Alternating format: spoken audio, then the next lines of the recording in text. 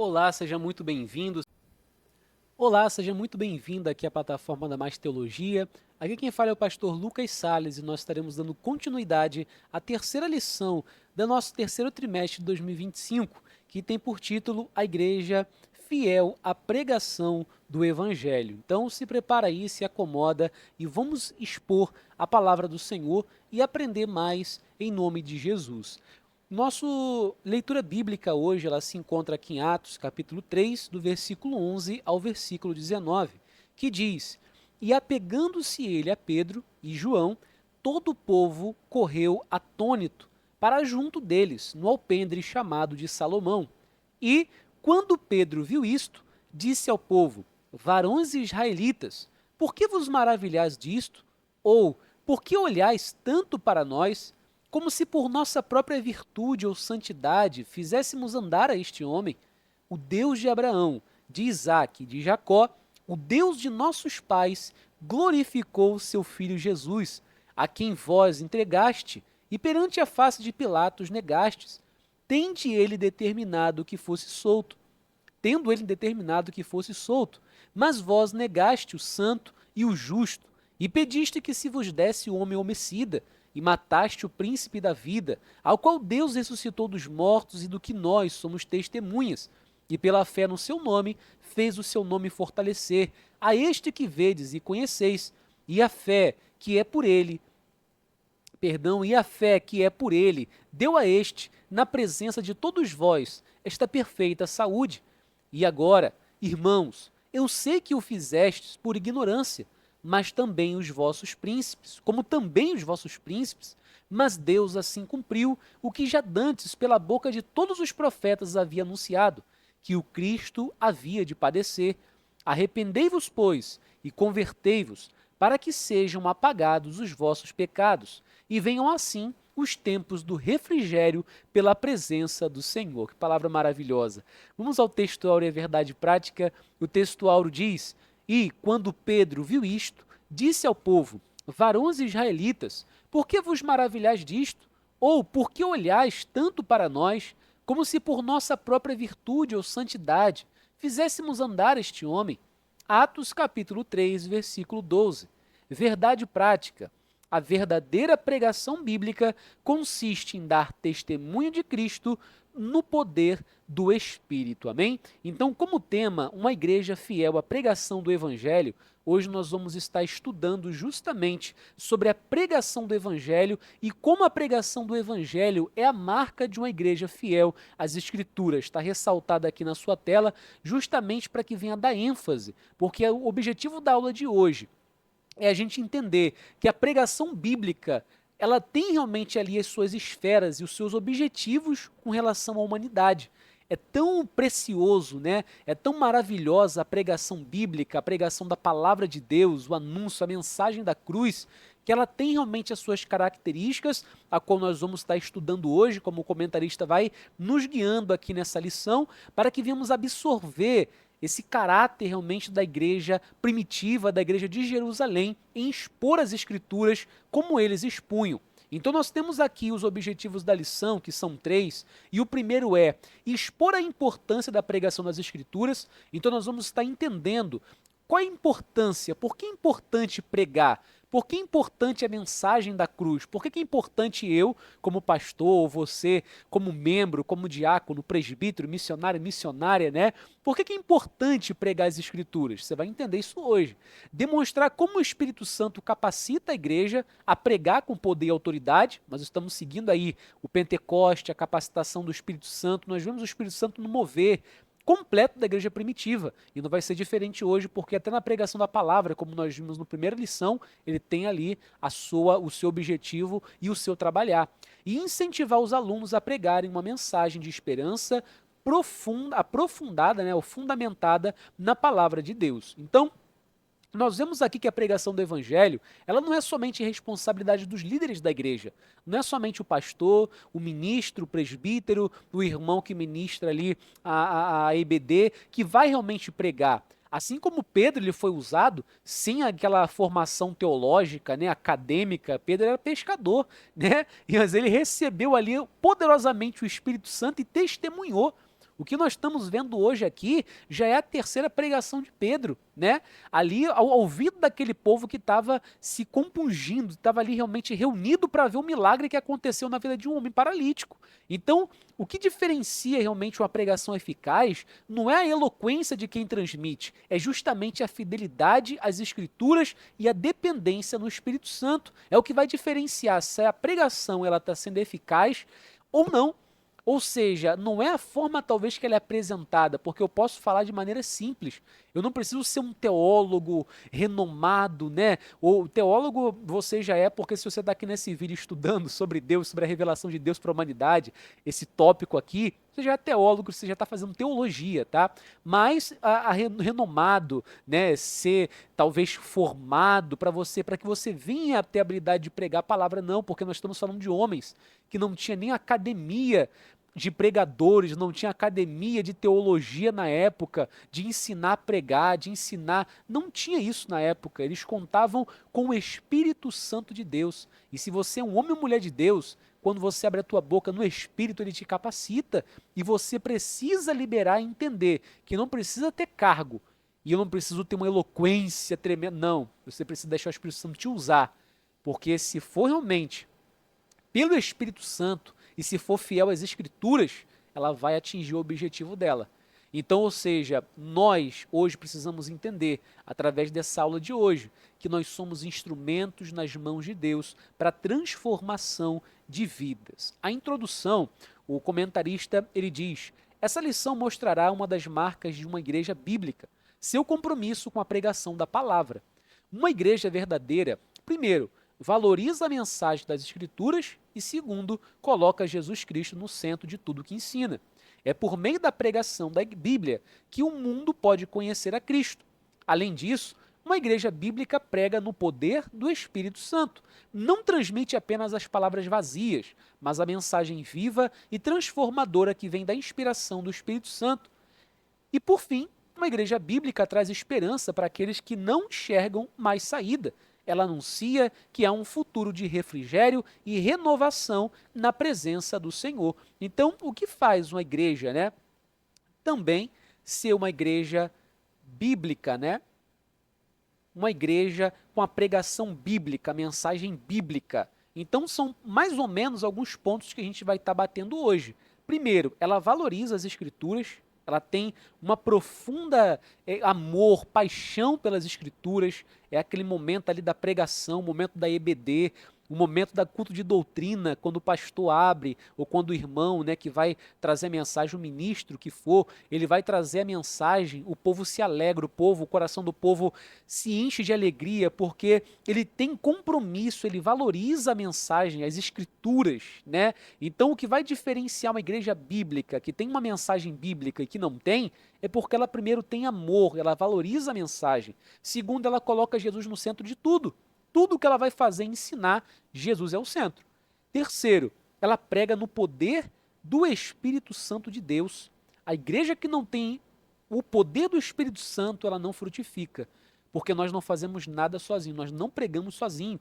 Nós recebemos o Espírito Santo como forma de batismo, como forma de orientador, como agente realmente de salvação, que através da nossa vida ele nos usa para transmitir a palavra.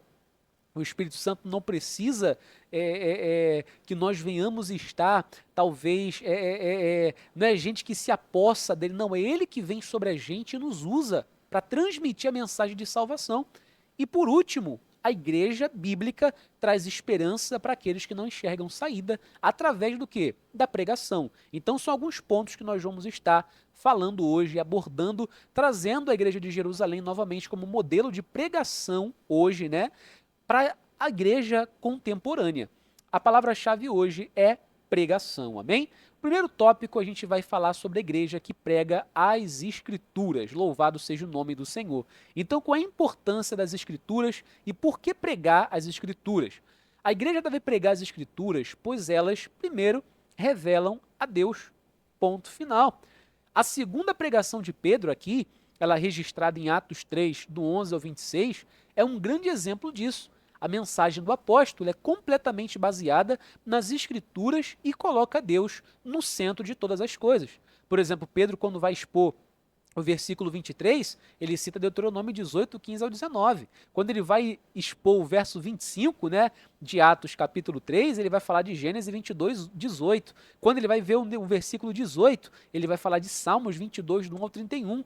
E por último, no 18 ainda, está baseado em Daniel 9, 26. Ou seja, toda a pregação de Pedro aqui nessa segunda oportunidade que ele tem de pregar após a cura daquele paralítico que estava na Porta Formosa, Pedro realmente ele usa a revelação de Deus, que já havia no Antigo Testamento, trazendo agora para o Novo Testamento, contextualizando para o ouvido daquele povo. E além disso, Pedro mostra que Deus sempre esteve presente e agindo na história do seu povo, da mesma forma que os autores da Bíblia falavam sobre a revelação de Deus ao longo dos tempos. Então, Pedro aqui nesse momento, diferentemente do que aquele povo pensava, ele não estava falando nada novo. Ele não estava trazendo uma novidade, né, que nunca foi ouvida, não. Na verdade, ele estava falando justamente do que os profetas do passado já pregavam. E da mesma forma que eles revelavam a Deus durante o curso da história. Ele estava mostrando que aquela cura que aconteceu ali já era realmente prenunciado por Deus e a vontade de Deus. O mesmo Deus que operou ali é o mesmo Deus que estava lá atrás conduzindo o seu povo e se revelando para ele.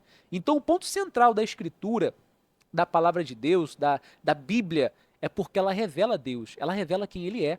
Como é que eu quero me aproximar de uma pessoa se eu não a conheço? Como é que eu quero me aproximar de Deus se eu não conhecer ela? Se você realmente for se aproximar de uma pessoa, ou você vai falar com ela, né? Você vai querer ter algum tipo de aproximação daquela pessoa, você não vai chegar já entrando na casa dela, saindo, batendo, invadindo a casa da pessoa, tomando o café dela, comendo a comida dela, o lanchinho dela. Você não vai fazer isso, você vai fazer o quê? Você vai primeiro conhecer aquela pessoa, você vai puxar uma conversa, você vai contextualizar, você vai procurar falar um pouquinho de você, você vai querer saber um pouquinho dela. Isso é uma troca. Eu vou sabendo quem é aquela pessoa e vou também dando informações do quê? De mim para ela. Como é que eu quero iniciar um relacionamento com Deus se eu não procurar a fonte que revela quem ele é? A Bíblia, a palavra de Deus, e até a própria teologia, por mais que o termo ali seja teologia, o estudo de Deus, né, mas nós não colocamos Deus na mesa para ser estudado, não. Nós estudamos a revelação que ele permitiu ao homem. Nós estudamos as formas que Deus se deixou revelar ao homem. Então, Deus ele revelou-se ao homem de algumas maneiras durante o curso da história. E essas formas estão na Bíblia Sagrada e foram contextualizadas pelos apóstolos. Então a Bíblia é tão maravilhosa que ela revela para o ouvinte, para quem está ali lendo, quem é Deus. Segundo, as Escrituras testemunham de Jesus. As Escrituras apontam para Cristo. Jesus disse que as Escrituras davam testemunho dele, como está em João 5,39. Cristo, isso aqui é importante marcar, Cristo é o centro da Bíblia. Essa era também a compreensão do apóstolo Pedro. Segundo suas palavras, os profetas anunciaram antecipadamente o sofrimento de Cristo. Em Atos 3,18. Ele já vai ter esse entendimento pelo Espírito Santo de Deus que os próprios profetas, como Isaías, ele já prenunciava a morte de Cristo. Pelas suas pisaduras nós fomos sarados, não havia formosura nele. Isaías já falava e prenunciava até a morte e o sofrimento de Jesus. E Pedro aqui, um simples homem sem teologia, né, digamos assim, sem a teologia acadêmica, tá, irmão? Sem o estudo, porque ele era teólogo, ele aprendeu com o melhor, né? Queria eu ter a oportunidade de ter o meu ensino teológico com o próprio Jesus, de concluir o meu bacharel teológico, como eu concluí, mas não na faculdade, não no ensino, mas com o próprio Jesus, como foi com Pedro. Ele estava com o fundador da fé ali. Mas Pedro não tinha o quê? Ali uma cátedra, digamos assim, até no falar. Pedro provavelmente era muito simples no falar, né? Não era um homem realmente dado ali, era um pescador, não tinha muito estudo. Mas o Espírito Santo usou, deu um entendimento e esse homem contextualizou os profetas apontando para quem? Para Jesus. Então a pregação de Pedro invocou o testemunho das Escrituras para mostrar que a rejeição de Jesus e sua morte não foram por acaso, já haviam sido preditas pelos antigos profetas. Então a pregação, Jesus, é o que costumamos dizer, né, na teologia, Jesus é a chave hermenêutica, né, da Bíblia. Então se você quer entender a Bíblia, você leia a Bíblia de Gênesis e Apocalipse sob a ótica de Jesus. Você vai entender tudo. Porque Jesus é a chave hermenêutica, a chave interpretativa de toda a Bíblia. Se você tira Jesus, você não entende nada. Você vai ter realmente ali só, né, a escritura. Mas quando você lê a partir do óculos de Jesus, você coloca aquilo ali, você lê as lentes de Jesus, irmão, você vê Jesus em tudo quanto é lugar. Você vê Jesus do Gênesis ao Apocalipse. Não tem como desmembrar as escrituras do Senhor, porque ele é o centro da Bíblia. As escrituras confrontam o pecado, e aqui é um ponto muito importante, porque a verdadeira pregação também mostra o problema do pecado, como está em Atos 3,19. Ele diz arrependei-vos, né? E o termo que ele usa aqui é justamente a metanoia, que é isso daqui em grego, né? E a metanoia, além de trazer o sentido de arrependimento, é algo muito mais profundo, que as pessoas hoje falam, arrepender. Mas é algo muito mais profundo na raiz da etimologia da palavra, porque significa também uma mudança de mente, de interior, como diz aqui o comentarista, especialmente no que diz respeito à aceitação da vontade de Deus. A metanoia é a mudança de pensamento. Quantas pessoas não se arrependem e passa 10 minutos e está fazendo de novo a mesma coisa? Não se arrependeu, não houve a mudança do pensamento, porque se tivesse havido, né, a mudança do pensamento, aquela pessoa não estava praticando de novo o mesmo erro, é produzir fruto digno de arrependimento. E as escrituras, ela tem esse poder, essa autoridade pelo Espírito de Deus e por ser a própria revelação de Deus e ser centrada em Cristo, que é o libertador, de quando entrar na vida do homem, ele impactar contra o pecado. Pregação que não confronta o pecado não é pregação. Nós vivemos hoje, infelizmente, uma era em que as pregações massageiam o ego das pessoas. As pregações não confrontam mais o pecado. As pregações hoje estão ali, ó, fazendo carinho na vida do pecador, dizendo que ele é tudo, que ele é o centro do universo. A pregação antropocêntrica bota o homem no centro das coisas e diz que o homem é bonito, que a natureza do homem é belezura, é uma maravilha. Irmão, isso não é evangelho de verdade. O evangelho do Senhor é o evangelho que Pedro pregava. Arrependei-vos do pecado de vocês, da ignorância de vocês, sofram a metanoia, uma mudança de pensamento por completo. Então nós precisamos entender que a palavra de Deus, que verdadeira, a genuína, que é revelação de Deus, que é centrada em Jesus, ela também precisa confrontar o pecado. A pregação bíblica deve confrontar o pecado e exige uma mudança radical dos ouvintes. Ela vai entrar na tua vida pela autoridade do Espírito Santo e ela vai te convencer do pecado.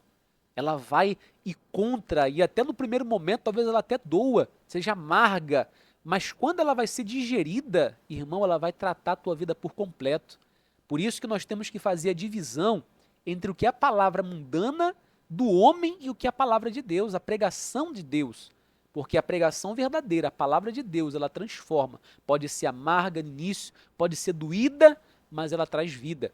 Então nós concluímos que a igreja bíblica ela é fundamentada na pregação das escrituras que revelam Deus e testemunham de Jesus. A igreja verdadeira não tem compromisso com nada que foge da revelação que Deus já deixou e do que foi Jesus, da pregação de Jesus. As escrituras são a fonte da revelação divina que mostram quem é Deus e quem ele e como ele age na história. Jesus Cristo é o centro das escrituras, confirmado pelos profetas e cumprido na história. Então, a Bíblia ela mostra como Deus é, quem ele é, como a forma que ele se permitiu revelar, até o ponto que ele permitiu ser revelado, e como ele agiu e como ele age na história. Amém? Então a pregação ela é completamente centrada em Jesus, como nós temos falado. Pedro, quando ele vai curar aqui o homem, né, tá até uma foto para ilustrar ali atrás, Pedro ele cura aquele homem e ele vai apresentar Jesus como centro daquela cura. Então qualquer movimento ou pregação que não tenha Jesus como centro, rejeita ela, porque ela não é realmente uma pregação sã, não é uma pregação divina. A igreja que prega no poder do Espírito. Não podemos nos esquecer de que Pedro estava cheio do Espírito Santo quando pregou a mensagem registrada em Atos 3. Isso fica evidente no uso do verbo grego atenizo, traduzido como fixar os olhos na passagem, e Pedro, com João, fitando os olhos nele, em Atos 3, 4. Esse fitando é atenizo, tá? O estudioso Strong, né, que é do dicionário grego e hebraico Strong, né, explica que no Novo Testamento, esse termo é usado para descrever momentos de revelação, reconhecimento ou atenção especial, geralmente ligados a acontecimentos divinos ou milagrosos. Então, esse fitando os olhos aqui revela para a gente algo poderoso nessa palavra, que não foi só um olharzinho, né? Botar um olho ali, Pedro só olhou para ele, João olhou. Não, aquilo ali já era o mover do Espírito Santo, eles estavam com muita autoridade, eles estavam muito cheios do Espírito Santo naquele momento. O Espírito Santo, quando ele olha para ele ali, ele já está trabalhando na vida daquele homem. Quando a gente passa aqui, ó, nós vemos que essa mesma expressão, fitar os olhos, esse atenizo, né, ele também é usado para descrever o que o apóstolo Paulo, cheio do Espírito Santo, quando olhou fixamente também para um paralítico, está lá em Atos 14, 9. Da mesma forma aparece também em Atos 13, 9, quando Paulo, cheio do Espírito Santo, fixou os olhos no falso profeta Elimás para repreendê-lo. Retomando o episódio de Pedro, isso nos mostra que ele não apenas estava capacitado para curar, mas também estava ungido para pregar o Espírito Santo. Perdão, para pregar. O Espírito Santo é quem inspira e dá poder à pregação da palavra. Portanto, pregar não é apenas fazer um discurso. Pregar é anunciar a mensagem de Deus com autoridade e a unção do Espírito Santo. Então, Pedro ali antes de pregar, ele estava cheio do Espírito Santo.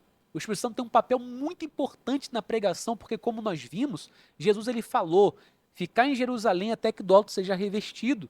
E depois que eles receberam o revestimento, eles saíram para quê? Para pregar.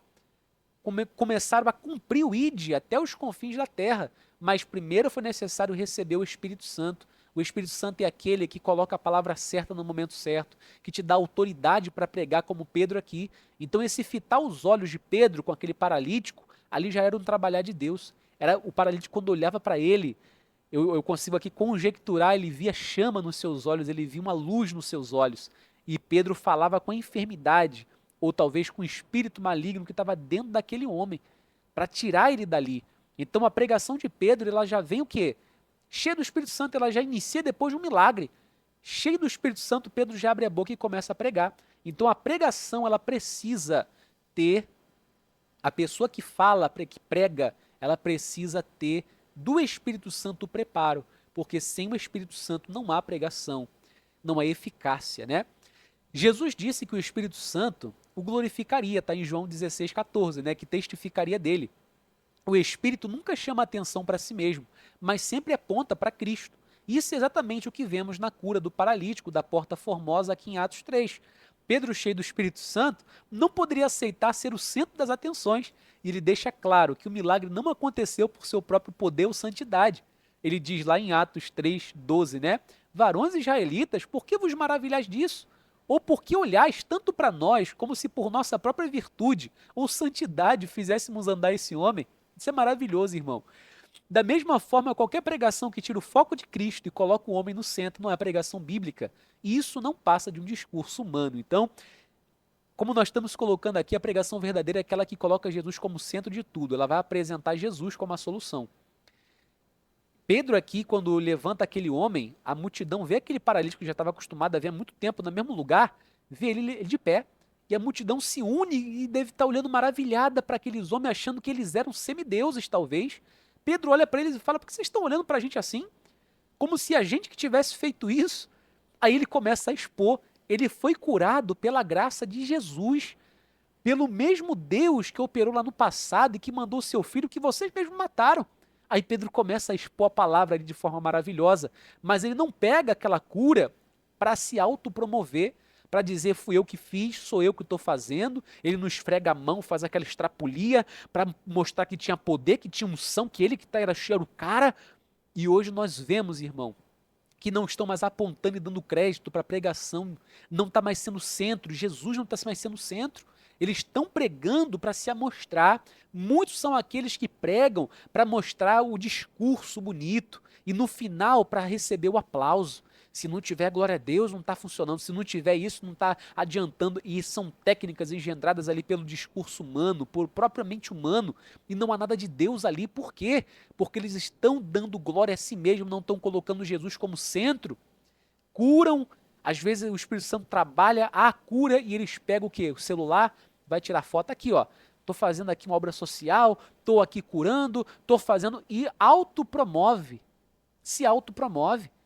A pregação verdadeira tem Jesus como centro, ela apresenta Jesus, ela não pode perder o foco. A pregação ela tem que deixar Jesus como foco de todas as coisas. No dia que o homem entrar no foco e Jesus sair, não é a pregação verdadeira. Então por que, que o Espírito Santo é maravilhoso? E por que, que ele precisa. Ele é o ser que acompanha a pregação, porque ele capacita o pregador, ele dá autoridade para ele. A própria pregação bíblica ela é inspirada por ele, é ele que vai dar a palavra, a revelação do que você está lendo.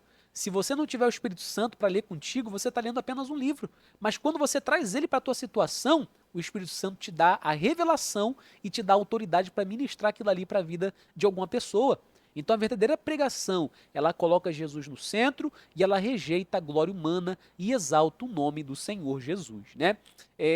Cristo ele é glorificado, né? Que esse auxílio bíblico ele vem endossando justamente isso. Ele está no nosso slide justamente se você quiser apresentar para a sua aula ou se você quiser se aprofundar, é o resumo do que eu já acabei de expor, tá? Então a igreja que prega a esperança vindoura, a igreja ela é aquela que prega a verdade que revela a Deus, que prega a verdade que tem Jesus como centro, que prega a verdade que confronta o pecado, sob a unção do Espírito Santo, mas também a igreja que prega a esperança vindoura. O apóstolo Pedro aqui, ele já tinha exortado os seus ouvintes, né, na sua primeira pregação. Lá em Atos 2, quem lembra da nossa primeira aula, depois que o Espírito Santo desce, ele já tinha falado o quê? Vocês são uma geração perversa. Arrependei-vos agora cada um do seu pecado, seja batizado em nome de Jesus e vocês vão receber a virtude do Espírito Santo. Agora ele reconhece que aquela geração é ignorante. Em Atos 3,17 agora. Ele não vai chamar de perverso, ele vai chamar agora de ignorante. Ou seja, era uma cultura indiferente e insensível para a realidade espiritual. Era, portanto, uma geração sem esperança. A insensibilidade às coisas espirituais é a marca daqueles que não conhecem a Deus. É a essas pessoas que a mensagem da cruz deve ser pregada. Então, aquele povo que estava ali naquela multidão, Pedro vai chamar eles de ignorantes. E que é ignorante? É aquele que não tem conhecimento do que está acontecendo, do que está falando. Ignorância é isso, tá? Apesar das diversas interpretações, ignorância é aquele que não tem conhecimento. Então, Pedro ele chama de ignorante nesse sentido. E as pessoas que estavam ali tinham uma cultura e uma vida que era insensível e indiferente à realidade espiritual que estava acontecendo ali. Eles pensavam milhões de coisas, menos de que aquilo ali era a operação de um milagre, que aquilo ali era o Espírito Santo, era Deus agindo, era Jesus trabalhando ali, era a pregação do Evangelho ali acontecendo. Então nós temos que entender que é para essas pessoas que a mensagem da cruz ela precisa ser pregada. Para pessoas realmente que não têm esperança, para pessoas que estão perdidas e que são insensíveis à pregação da palavra. A geração que nós vivemos agora não tem esperança. Desde aquele tempo, vocês verem, né? Vocês veem que não tinham. E hoje, mais ainda, cada vez mais o mundo se chafurda no diabo. Cada vez mais a mente de Satanás está na mente de cada um. E as pessoas estão sem esperança, estão insensíveis às coisas de Deus, sem empatia, sem amor natural, sem afeto, sem nada. E a mensagem da cruz ela vem para confrontar isso e trazer mudança para essas vidas. Por um lado, né, os ouvintes dos apóstolos já podiam experimentar a bênção prometida a Abraão, que fora trazida por Jesus, que é o Messias. Essa bênção, portanto, já era uma realidade. Mas, por outro lado, essas palavras de Pedro olham para o futuro, apontando para um refrigério nos últimos dias que fora prometida a Israel. Trata-se da futura restauração de todas as coisas, como Pedro apresenta, né? A igreja, portanto, tem uma mensagem de esperança para aqueles que estão sem esperança. É uma realidade que no tempo de Deus se cumprirá. Concluindo a sua pregação, Pedro deixa uma mensagem de esperança em Atos 3,19. E venham assim os tempos do refrigério pela presença do Senhor. Então, a igreja verdadeira, bíblica, ela tem na sua mensagem o caráter que revela Deus, que tem Jesus como centro, que o Espírito Santo é aquele que capacita e que está sendo emanando a revelação para aquela vida, o Espírito Santo está falando através daquela pessoa, mas ela também, através da palavra, ela gera esperança para as vidas. As vidas que estão com Satanás, eles não têm esperança, não têm perspectiva de vida. e quando vem a palavra que confronta o pecado, mostra a situação dele e apresenta a solução, ó, tu quer ser salvo? Como aconteceu na primeira pregação de Pedro. Ele pregou, fez aquela exposição e aí o povo vai chegar para ele, mas e aí, o que a gente faz? Aí ele vai falar, arrependa dos seus pecados, se batize em nome de Jesus e recebereis a virtude do Espírito Santo. Então a igreja, ela tem que pregar a palavra verdadeira. E a palavra verdadeira não é aquela que prega só a esperança, não. A esperança, ela vem depois. Primeiro ela vai preparar o quê? O plano revelando Deus, colocando Jesus como centro, o Espírito Santo revelando, ela vai apontar ali para o pecado, ela vai confrontar o pecado e vai apresentar a solução, que é a esperança. Que solução é essa? Jesus. E qual o resultado dessa solução? A salvação eterna. Então nós temos que entender que nós temos realmente essa capacidade, pelo Espírito Santo de Deus, de transmitir palavras através da nossa pregação. E a nossa pregação não deve ser somente falada, mas deve ser vivida. Nós precisamos viver o que nós pregamos, nós precisamos viver, porque a maior pregação é o exemplo que nós damos na sociedade, diante do trabalho, diante dos nossos amigos, da escola. A maior pregação é o teu modo de viver. E se você vive de uma forma avessa ao que você prega, você é o pior dos pregadores, porque você mostra que você fala com a boca, mas você vive de uma forma totalmente diferente. Há uma desconexão do que você está vivendo. Então, a igreja, ela alerta uma sociedade indiferente e insensível a uma realidade espiritual, proclamando a verdade de Deus. E a igreja proclama a promessa da segunda vinda de Cristo, oferecendo esperança aos que estão sem esperança nesse mundo. E a igreja também carrega uma mensagem de esperança vindoura para aqueles que vivem em trevas espirituais, apontando para a futura restauração. Então nós chegamos aqui ao final de mais uma lição, irmãos, e nossa, que maravilha, né, que tem sido o estudo dessa revista do pastor José Gonçalves. E a gente vê realmente a importância que é a pregação bíblica e como a gente, como crente, como fiel, nós precisamos expor e ser fiéis à exposição realmente da palavra de Deus, pura como ela é, sem nenhum tipo de mistura. Como ele diz aqui, ó, Pedro, mesmo sendo um simples pescador, com uma gramática e conhecimentos limitados, sabia expor com maestria as Sagradas Escrituras. Você vê que ele não tinha nenhum tipo de curso de oratória nem nada. Ele abriu a boca, o Espírito Santo encheu ele de palavra e ele pregou de uma forma, irmão, que ninguém consegue pregar hoje.